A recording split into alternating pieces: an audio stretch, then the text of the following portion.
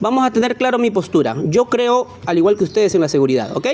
Solamente que en algunos puntos no coincido cómo ustedes logran, ¿qué te puedo decir?, defender la postura.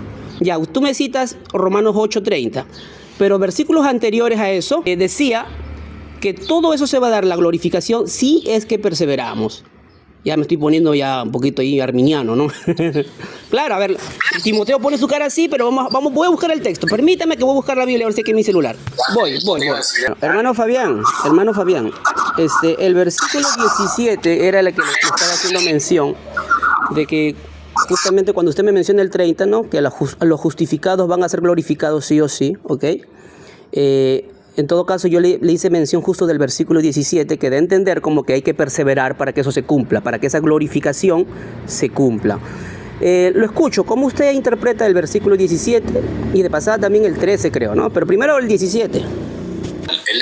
Además que Adán dijo una cosa y el versículo no dice nada de lo que Adán está diciendo. O sea que lo que Adán trae es inferencia, pensamiento de Adán, pero el versículo no dice nada de eso. Claro, explícalo, varón. No, explícalo vos, Adán. Vos estás diciendo que ahí dice que es por la perseverancia, la glorificación, pero Pablo te contradice, pero magistralmente. Entonces, cuando vamos al pasaje, decís que ahí dice que es por la perseverancia. Ahí no dice eso. Léelo en voz alta para que todos escuchen. El texto dice así. Y si hijos, sí, la Reina Valera 1960. Sí, esa estoy leyendo. Está bien. Y si hijos, también herederos de Dios y coherederos con Cristo, si es que padecemos juntamente con Él, para que juntamente con Él seamos glorificados. Yo la pregunta que te haría es, ¿cómo tú entiendes esa frase o esa parte que dice, si es que padecemos juntamente con Él? En el contexto de todo Romanos 8 está la explicación, lee todo el capítulo. Quiere que lea el capítulo.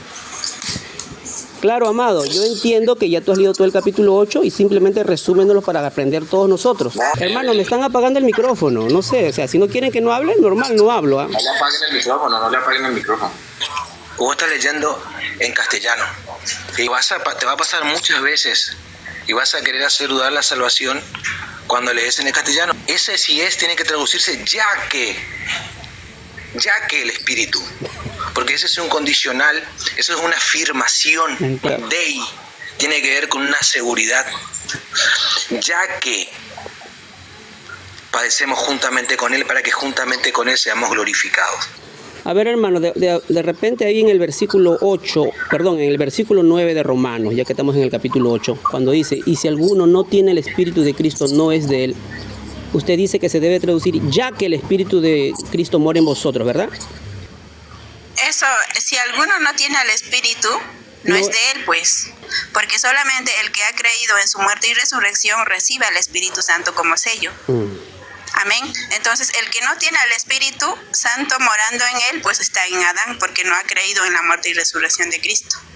Pregunte, ¿me pueden dejar hablar un ratito, aunque sea, hermanos? Pues si no me voy, pues. Hermanos, pero me salté al otro texto porque el hermano justamente estaba hablando de la condicional y agarró justamente Romanos 8:9. Por eso me fui un ratito a ese texto, pero no hay problema, nos quedamos en el mismo texto. Yo solamente quiero la explicación de mi hermano Mauricio, ¿verdad? Ya que él se ha leído todo el capítulo 8 y que me explique el versículo 17 y yo quiero aprender nada más. Eso es todo. Que lo lea completo todo el capítulo 8, completico, hasta el último versículo. El capítulo 8 tiene 35 versículos. 40. Creo, bueno, no sé. Por ahí. Bueno, ustedes se están dando cuenta que mi hermano Mauricio, que es conocedor del capítulo 8, no quiere resumir. Ahí se lo dejo, más lo digo ya. Claro, él como que condiciona la salvación porque en el versículo 17 dice, si es que padecemos juntamente con Él. Claro. Entonces él está condicionado. Y yo dije bien claro, Que lea todo el capítulo y ahí se va a dar cuenta de por qué Pablo está poniendo esa condición ahí. No es por lo que va a pasar después, sino por lo que están viviendo los hermanos de la iglesia de Roma. Ya, esa es la explicación entonces. O sea, que esa es la explicación. ¿O tienes otra explicación para eso? Para el versículo 17. Mauricio, ¿esa es la explicación o tienes otra explicación?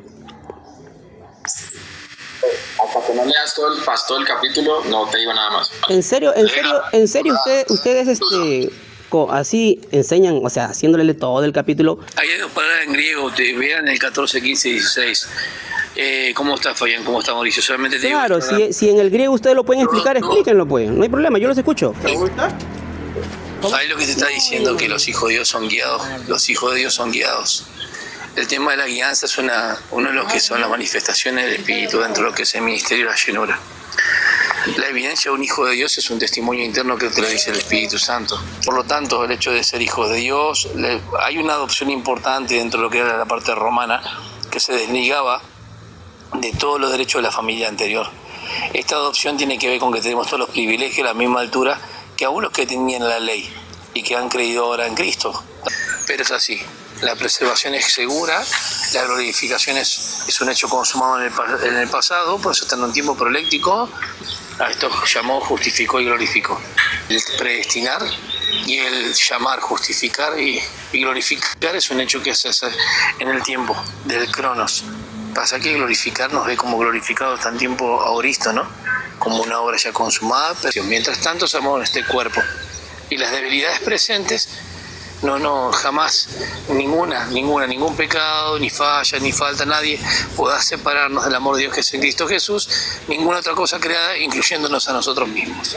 O sea que la guianza del Espíritu Santo lo que hace es evidenciar en la persona el ser huyos, un hijo maduro, un hijo que va avanzando. Ese es el punto y esa es la calidad, por eso habla de ser deudores, no la carne, sino el espíritu. ¿Me entendiste o no me entendiste? Creo que sí, que fui claro. Pero el versículo 13, ¿usted cómo lo entiende? Cuando dice, ahorita lo acaba de mencionar, porque si vivís conforme a la carne, obviamente se está dirigiendo a los hermanos, moriréis. ¿Esa muerte es la muerte física o es la muerte espiritual? Y luego dice más... Muerte física. Ya, ok. Claro. Y cuando dice más, si por el espíritu hacéis morir las obras de la carne, viviréis. ¿Ese viviréis es vida espiritual o vida física? No, vida física y abundancia de esa dicha, justamente. Porque lo que se pierde es justamente lo que hace el pecado, manchar tus obras y tu carácter. La muerte de Santiago va arrastrado por la concupiscencia en cuanto a la comunión y también puede ser el aspecto de la muerte física. Si vivís conforme a la carne, moriréis. Puede ser también la muerte física, puede ser la parte física, como puede ser también en cuanto a la comunión, como dice Santiago, que la concupiscencia da como fruto, si yo soy arrastrado por eso. Yo no entiendo por qué le dan tantas vueltas, por qué quieren perderse, por qué buscan versículos para no ven la suficiencia de la obra de Cristo. Cada vez estoy más asombrado. ¿Cómo estás, Timo?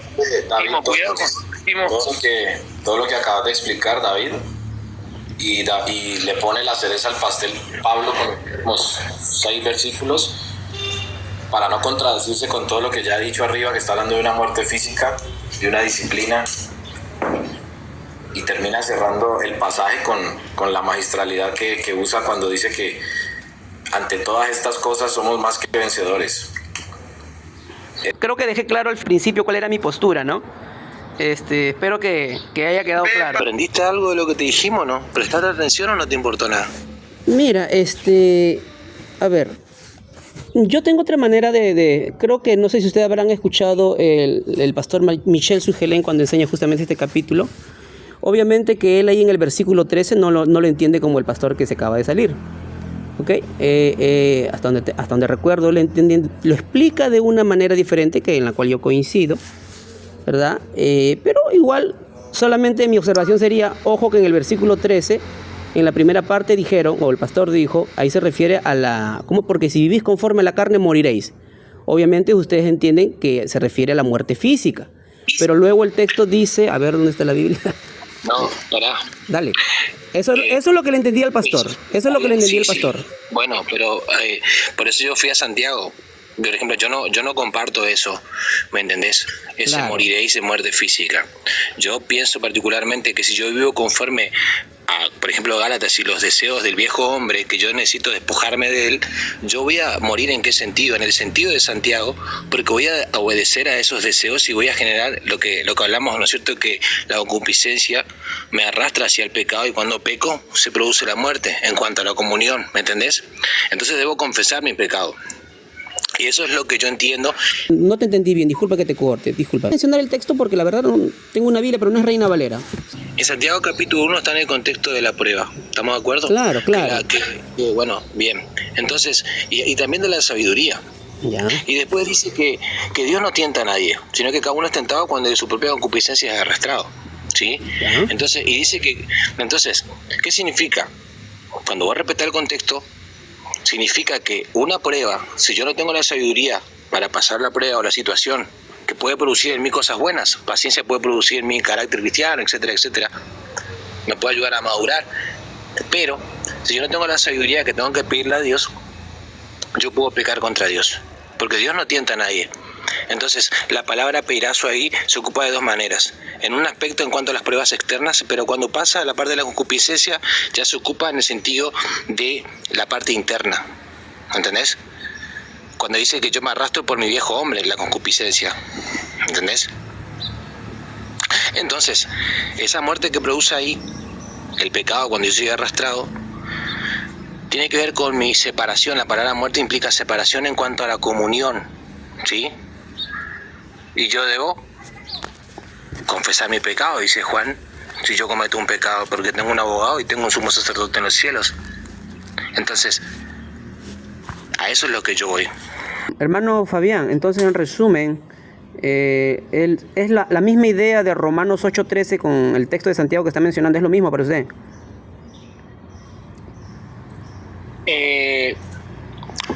Para mí puede significar los dos.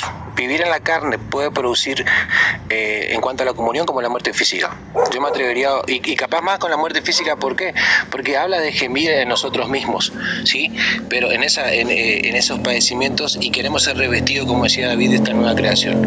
Pero para mí no hay ningún problema en hablar de que si yo vivo conforme a la carne, también voy a experimentar la muerte, porque voy a ser llevado por mis pecados, mi naturaleza vieja. Para mí no hay problema en ese sentido. O sea, si yo vivo conforme a la carne, voy a morir en cuanto a la comunión, como claro. También puedo recibir una disciplina de hermano, de Dios. Es que ahí hay un problemita, miren. Si usted retrocede al versículo 9, dice, mas vosotros no vivís según la carne, o sea, los que verdaderamente son creyentes, sino según el Espíritu. Y dice, si es que el Espíritu de Dios mora en vosotros. Pero ahora usted me dice que un verdadero creyente puede vivir conforme a la carne. ¿Cómo es eso? Ya que el Espíritu, ahí es ya que el Espíritu. Ya, Esa es condición que ya que el Espíritu, ya no hay problema. Pero ¿cómo usted armoniza? Un ratito, pues, hermanito. ¿Cómo usted armoniza Romanos 8:9 con lo que usted acaba de decir ahorita, que usted ha dicho, o al menos lo he entendido así, de repente lo entendí mal, que los cristianos sí podemos vivir conforme a la carne, de acuerdo al contexto de Romanos 8? Ahora le escucho. ¿Y acaso vos no podés vivir en tu viejo hombre? Hermano, lo que yo quisiera es que usted armonice nada más el versículo 9 con lo que usted acaba de decir, nada más. De ahí yo lo respondo. Y ahí lo respondo si yo puedo vivir en mi viejo hombre o no. Nada más. No, pasa que usted está mezclando acá los términos, porque acá está hablando de espíritu, está hablando de nuevo nacimiento y está hablando de la carne también. Entonces vos estás hablando de la carne también. Entonces vos tenés que ver que a vos Dios no te ve porque vos, Adán o quien sea, hagas hecho alguna obra o te hayas justificado solamente delante de Dios. Él te ve a través de Cristo. Así que ahí está la diferencia. No podés sacar de contexto lo que está diciendo Romanos 8. ¿Se fue? Sí, no va a entender. No va a entender. Le bajaron.